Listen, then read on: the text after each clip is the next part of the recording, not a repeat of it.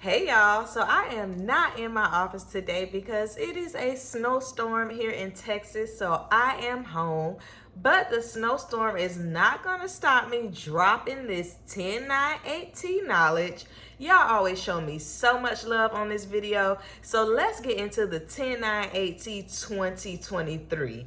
But before I get started, please be sure to like, share, and subscribe to my channel.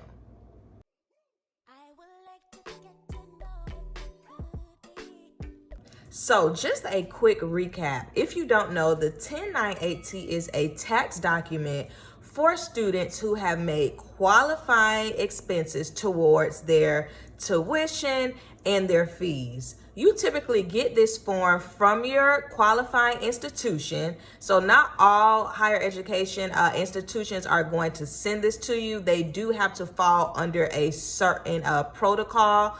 But if yours does, they're going to send this to you via email most likely. They typically send out an email saying, hey, your 1098T is available. I know for me, when I log into my student account, there's actually like a portion for the 1098T, and you can click on it and click the correct tax year, and then it will populate for you. If you haven't gotten it yet, don't panic. Remember, these things are typically made available by January 31st. So today is January 31st as I'm recording this video. So be sure to check out your student account by the end of today. If not, if it's being mailed to you, then they would have had to mail it out by today. So I'd say give it about a week. So who is actually going to need to file this tax document? If you made qualifying payments towards your college expenses, then yes, you're going to need to file this. You are not going to need to file this if you are a non-resident alien, if the courses that you were taking were not for college credit, or if your tuition and expenses were covered by scholarships, meaning that they were covered in their entirety by scholarships or grants. So what is a qualified tuition expense? Those would be tuition, fees, course materials, basically things that are related to your degree program and you obtaining your education. Now, you may be asking, why do I need to know about this? I got this. I don't know what to do with it. What do I do with it? The purpose of this document is so that you can file one of two tax credits. That's either the American Opportunity Tax Credit, the AOTC, or that is the Lifetime Learning Credit, the LLC. You need a 1098T to be able to get one or the other of those tax credits. So before we get into the difference between those tax credits, let's get into what you're going to see or what you can expect to see on your 1098T. So I have mine right here. Of course, I'm not going to show it to you because it does have some confidential information on there, but let's just go ahead and go through each box. So number one is going to be your payments received for qualified tuition and related expenses. Number 2 and 3, mine are blank.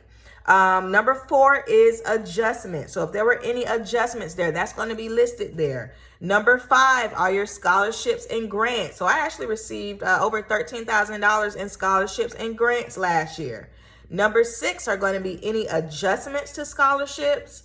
Number 7, you're going to check if box 1 includes amounts for academic period beginning from January to March 2023. Number 8, you're going to check if you are at least a half-time student. So my box is checked because I was at least half-time. I took 6 hours. Number 9, you're going to check if you were a graduate student. My box is checked, and these things are checked automatically for you, okay? So my box was checked because I was a graduate student. And then number 10 says reimbursements from insurance contracts. So mine is blank because I didn't have any reimbursements during that area. But those are the boxes. You're going to have 10 boxes on your 1098T. If you have direct questions, if something isn't right, you're not sure about something, you're either going to consult with your school or your tax professional.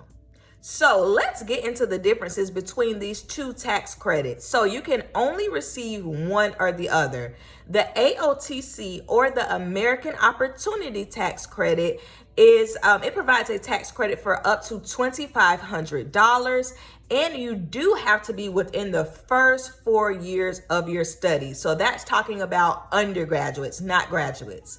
The lifetime learning credit is going to give you a tax credit of up to $2,000. And you can be within your first 4 years or a graduate student. Now, there are some MAGI stipulations, or the modified adjusted gross income for each one of these tax credits, but they're basically the same. So for both tax credits, if you're single, you have a cap of $90,000. If you're married, you have a cap of $180,000. You also cannot claim this benefit if someone is claiming you on their taxes. So they have to claim it, not you. That's very, very important for you to know. Now, the qualified expenses do vary based on each tax credit.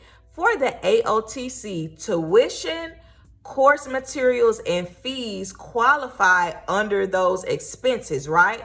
Now, the AOT or the LLC is different in that needed course materials do not qualify under that. So that is also very important for you to know.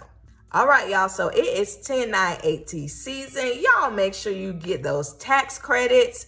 If you have any questions, be sure to drop me a comment down below. Remember, Ms. Dugan is not a tax professional, so always consult with your licensed tax professional first. And if you want to see more about the 1098T, be sure to check out this playlist here. Bye.